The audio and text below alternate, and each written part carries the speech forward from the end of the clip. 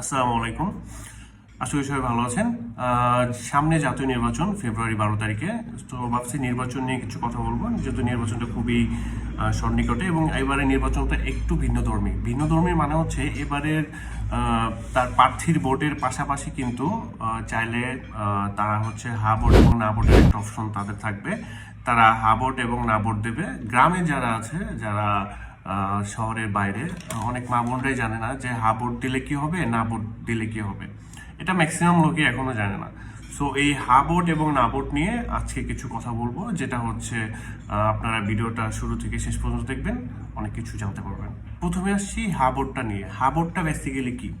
যারা ভোট দিতে যাবেন তারা দুটো অপশন পাবেন, একটা হা, একটা না ভোট। তো হা ভোট দিলে যেটা হবে যে সরকার এবং বিরোধী দল যারা থাকবে তারা সবাই মিলে কাজ করবে।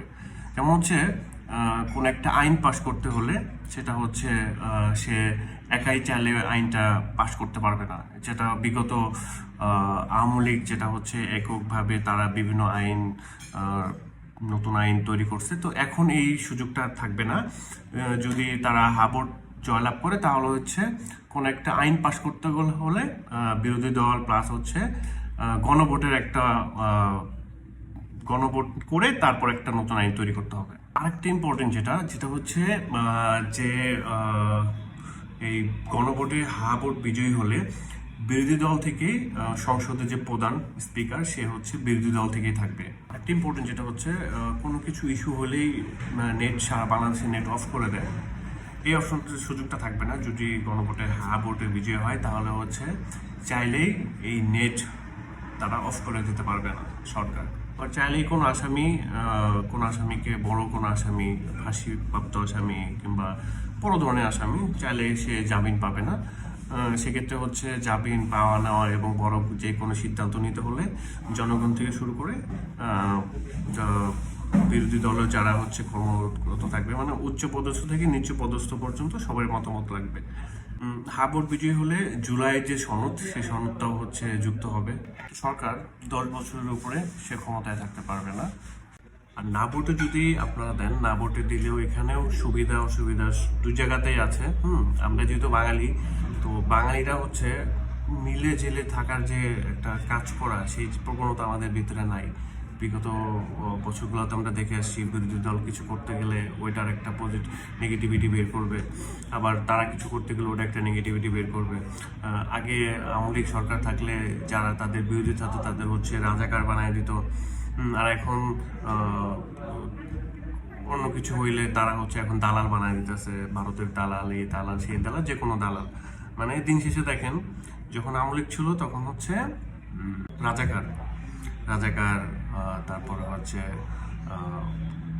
মানে দেশদ্রোহী, এরকম একটা তকমা লাগাই দিত।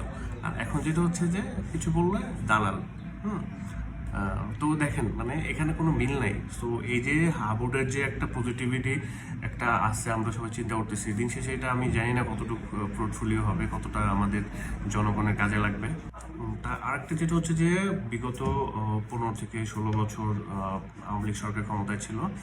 তো তারা অনেক দুর্নীতি অনিয়মের মাঝেই তাদের দেশ পরিচালনা করলেও কিন্তু কাজ কিন্তু হয়েছে। দেশের অনেক জায়গায় উন্নয়ন হয়েছে, মেট্রো রেল, অনেক বড় বড় মানে অনেক কাজ হাতে নিয়েছিল তারা তারা করেছে, অনেক কাজ পেন্ডিংয়ে আছে। তো কাজ কিন্তু হয়েছে। তাই চিন্তা করেন, একটা দল যদি 10 বছর ক্ষমতায় থাকে, তারা যদি দুর্নীতির পরিমাণটা মানে একটু কমিয়ে দিতে পারে, তাহলে কিন্তু দেখেন দেশ কিন্তু অনেক আগে যাবে। তো অ্যাকচুয়ালি মেন টপিক ছিল এটাই, হা ভোট এবং না ভোটের হচ্ছে দিলে কি হবে। তো হা ভোট দিলে যেটা বললাম যে এই পরিবর্তনগুলো আসবে, এবং না ভোট দিলে যে দল বা একটা দল যেভাবে আমরা দেখে আসছি ওভাবেই হবে। কিন্তু যেই দলে আসুক তারা কাজ করতে হবে দেশের জন্য, দেশের সাধারণ মানুষের জন্য ভাবতে হবে কি করলে দেশ আগে যাবে। মানে এমন কিছু আমাদের চিন্তা করার কোনো সুযোগ নাই যে হচ্ছে হা ভোট দিলে দেশ অনেক আগায় যাবে, না ভোট দিলে দেশ অনেক আগায় যাবে, নট লাইক দ্যাট। এটা না, আমাদের দলে যারা হচ্ছে সরকার গঠন করবে এই বছর যে নির্বাচন হচ্ছে, তো তাদের উচিত জনগণের কি চাচ্ছে সেটা চিন্তা করা, এবং সাধারণ জনগণ যেন হচ্ছে বাজার মূল্য যেটা হচ্ছে ঊর্ধ্বগতি এবং বিভিন্ন জায়গায় সিন্ডিকেট, সেগুলো হচ্ছে ভাঙা। তো এগুলা ভাঙতে গেলে হচ্ছে ভিতর থেকে কাজ করতে হবে সবাইকে। তো আমি অ্যাজ এ একজন সাধারণ নাগরিক, দেশের একজন সচেতন সাধারণ নাগরিক, আমি আমার মত প্রকাশ করতেই পারি। আমি হচ্ছে এরকম ইনফরমেটিভ ভিডিও বানিয়ে থাকবো, মানে এখন থেকে বানাবো আর কি, যেটা হচ্ছে আপনাদের হয়তো শুনে কাজে লাগবে। তো আমার ভিডিওটা অবশ্যই সবাই শেয়ার করবেন, কমেন্ট করবেন, লাইক করবেন, এবং আরও ইনফরমেটিভ ভিডিও যেন আমি আপনাদের মাঝে নিয়ে আসতে পারি, সেজন্য আমাকে আপনারা উৎসাহ যোগাবেন। তো সবাই ভালো থাকবেন, সুস্থ থাকবেন।